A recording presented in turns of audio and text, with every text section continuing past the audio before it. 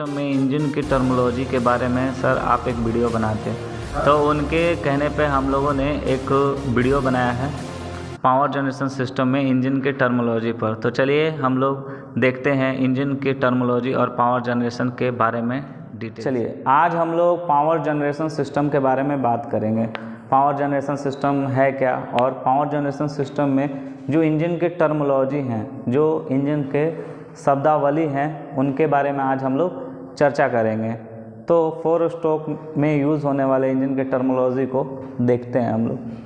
ये जो आपको दिख रहा है ये है एक 4 स्ट्रोक इंजन, जिसमें इनटेक वाल्व, एग्जॉस्ट वाल्व और स्पार्क प्लग दिया हुआ है। सबसे पहले हम लोग ये बात करते हैं कि पावर जनरेशन सिस्टम होता क्या है। जब एयर फ्यूल का मिक्सचर इनटेक वाल्व से कंबसन चेंबर में आता है और स्पार्क प्लग उसको जलाता है, तो उससे जो उत्पन्न पावर होती है उस पावर को ही हम लोग बोलते हैं पावर जनरेशन सिस्टम। आप लोग जानते हैं कि इंजन कहते किसको है, इंजन का काम क्या है। इंजन क्या करता है, जो केमिकल एनर्जी होता है उसको हीट एनर्जी में, और हीट एनर्जी को मैकेनिकल में कन्वर्ट करने का काम करता है। अब आते हैं हम लोग इंजन के टर्मिनोलॉजी के बारे में। इंजन के टर्मिनोलॉजी में सबसे पहला पॉइंट आता है, ये पॉइंट जिससे पिस्टन इसके ऊपर नहीं जा सकता है। इस पॉइंट को हम लोग बोलते हैं TDC, टॉप डेड सेंटर। इस पॉइंट के बाद ये पिस्टन इसके ऊपर नहीं जा सकता है। अब जिस पॉइंट पर पिस्टन उसके नीचे नहीं जा सकता है उस पॉइंट को हम लोग बोलते हैं BDC मतलब बॉटम डेड सेंटर। अब आते हैं हम लोग स्टॉक लेंथ किसे कहते हैं या स्टॉक किसे कहते हैं। जब एयर फ्यूल का मिक्सचर लेते वक्त, सक्शन करते वक्त, ये जो पिस्टन होता है ये TDC से BDC ट्रेवल करता है, और BDC से कंप्रेशन के समय ये BDC से TDC ट्रेवल करता है। तो इसके जो बीच के लेंथ होते हैं, इस लेंथ को हम लोग बोलते हैं स्टॉक या स्टॉक लेंथ। अब आता है हम लोग के पास एक टर्म बोर क्या होता है। ये जो कंबसन चेंबर होते हैं, ब्लॉक होते हैं, इनके अंदरूनी हिस्से के व्यास को, जो अंदरूनी भाग होते हैं, ये आंतरिक भाग के जो लेंथ होते हैं, इस लेंथ को ही हम लोग क्या कहते हैं, बोर। अब एक आता है स्वेप्ट वॉल्यूम क्या होता है। एयर फ्यूल को जब सक्शन, 4 स्ट्रोक इंजन में 4 प्रोसेस होते हैं, सक्शन, कंप्रेशन, पावर, एग्जॉस्ट।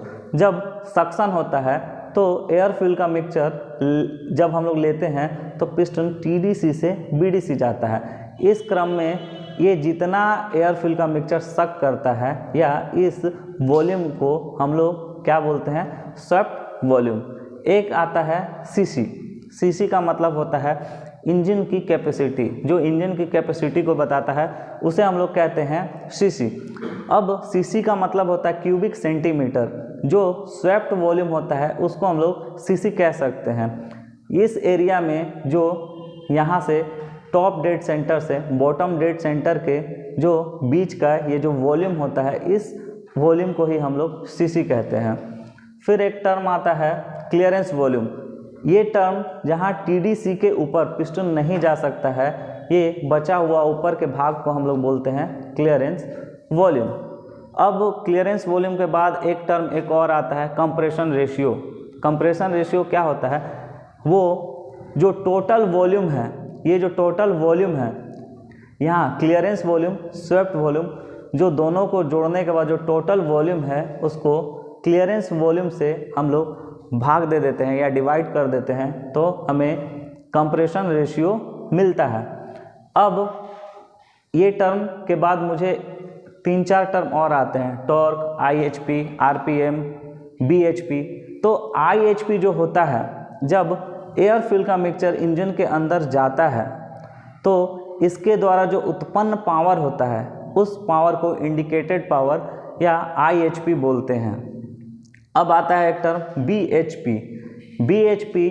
जब IHP यहाँ से उत्पन्न पावर के कारण बहुत सारे फ्रिक्शन लॉसेस होते हैं पावर को आगे जाने में, उसके बाद जो क्रैंक शाफ्ट होता है, उस क्रैंक शाफ्ट में जो पावर घर्षण या फ्रिक्शन के बाद बच जाते हैं, उस पावर को ही क्रैंक शाफ्ट के अंदर जो मूव करते हैं उस पावर को हम लोग बोलते हैं BHP, ब्रेक हॉर्स पावर। फिर एक टर्म आता है RPM। RPM का मतलब होता है जब IHP या इंडिकेटेड पावर लगता है तो इसके अंदर एक फोर्स जनरेट होता है, जिसके कारण ये जो पिस्टन है ये क्रैंक शाफ्ट को घुमाने लगता है। जब ये क्रैंक शाफ्ट घूमता है तो 1 मिनट पर ये जितना घूमता है इस रोटेशन को ही हम लोग बोलते हैं RPM। RPM का फुल फॉर्म होता है रोटेशन पर मिनट। अब एक टर्म आता है टॉर्क, जो बहुत ज़्यादा इम्पोर्टेंट है। टॉर्क क्या होता है? टॉर्क एक ट्विस्टिंग फोर्स होता है, जो यहाँ पर उत्पन्न पावर IHP जो मिलता है उसके कारण इस पिस्टन पे जो पावर प्रोड्यूस होता है उसके कारण ये क्रैंक शाफ्ट मूव करता है। तो टॉर्क के बारे में हम लोग जानते हैं कि एक ट्विस्टिंग फोर्स होता है जिसको हम लोग न्यूटन मीटर से नोटेड करते हैं, जो कि एक फोर्स का ही हमको फॉर्मूला देता है, यानी torque equal to force into distance होता है। तो जो यहाँ पर फोर्स डेवलप हुआ इस फोर्स को IHP बोलते हैं। तो इस फोर्स के बाद ये जो लेंथ है कनेक्टिंग रड से पिस्टन के टॉप तक के लेंथ और यहाँ जो फोर्स पैदा हुआ, ये दोनों को जब हम मल्टीप्लाई करते हैं तो हमें टॉर्क मिलता है। तो ये जो टोटल थे ये हैं इंजन के टर्मोलॉजी।